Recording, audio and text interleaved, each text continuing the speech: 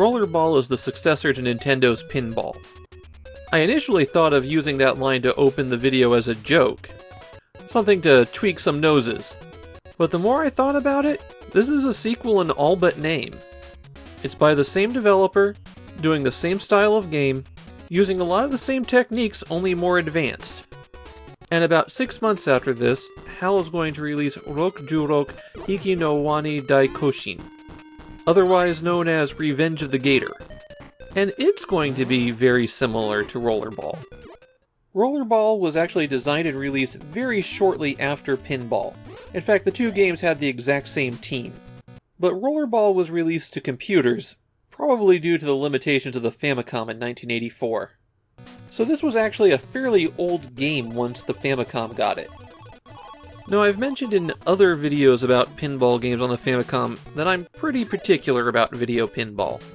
And 8-bit machines really aren't able to do the calculations necessary for a reasonable physics engine. But you know what? Rollerball is actually pretty good. And I think it comes down to the table design leaning into the fact that they couldn't do a good physics engine. In fact, I will go so far as to say that this is the best video game pinball table design until pinball simulation actually became viable, sometime around 1995 to 1996.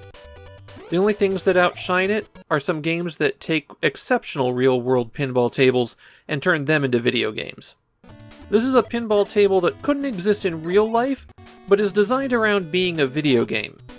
It's also maybe a little bit too easy, but I think that's due to HAL leaning into it being a game for the Famicom, rather than being something that has to cycle players every 3 minutes for the operators to get their money's worth out of it. There are two modes to Rollerball: Skyscraper and Match Play. Match Play is a special 2-player mode, so let's talk about that one first. Here you have a special double-sided pinball table, and you need to keep balls from draining down your hole, and hopefully they'll drain out of your opponent's.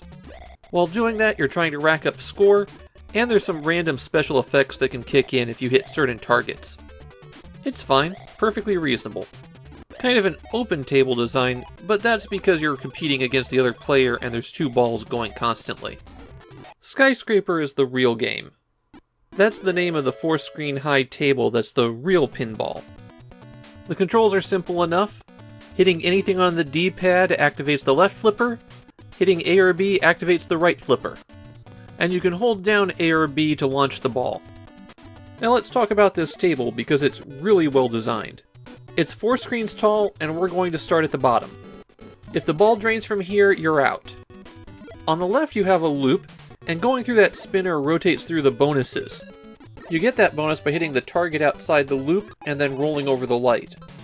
At the top you've got these 3 slots. They light up when the ball goes through them, and hitting the right flipper will rotate that light. Finally, the hole on the right will just rebound you back, unless you've activated the exit hole bonus.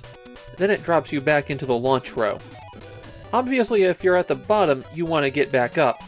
The easiest way to do this is by shooting the right-hand lane, but if you screw up on that shot, you've got a good chance of the ball dropping down that drain. So getting the ball back into the upper playfields requires a bit of skill. The second screen is a target-rich environment. Lots of options for scoring, though nothing that really activates anything special. There are multiple ways to get up to the third screen. On the left-hand side, there's this hole that can shoot you up, or you can go up through these gates, or even on the right-hand side. The third screen is where things get complicated again. In the left-hand out lane, you can see the hole that can launch you upward. That flips what direction it shoots every time you hit it. So the first time it shoots up, and the second time it'll shoot you down to the second screen. However, there's a trick here.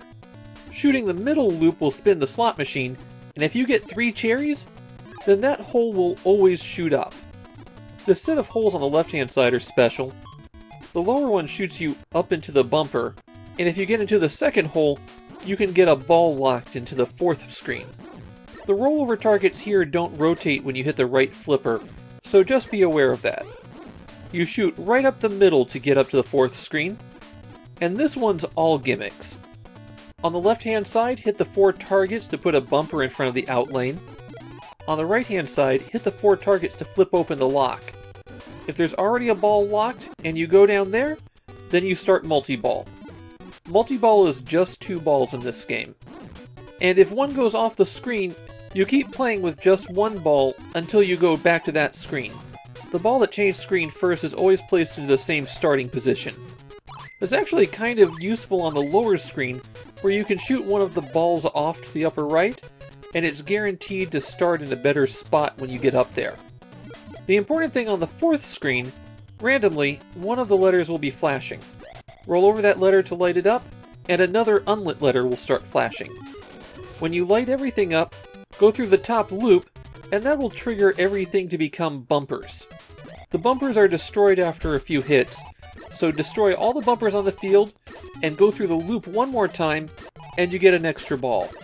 That's actually my biggest problem with Rollerball. Once you know how to do that, it's too easy. The last game of Rollerball I did for this recording took over half an hour, and I played 7 balls.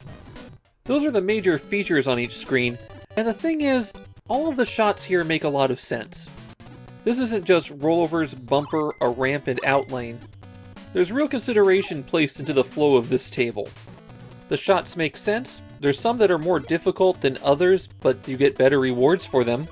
And even if you're having trouble with a shot, there's still lots of things that you're hitting on each screen. There's a flow to Rollerball that works really well. It may not be a replacement for actual pinball. Those 8-bit limitations are still a problem. But this is as good as 8-bit pinball can get.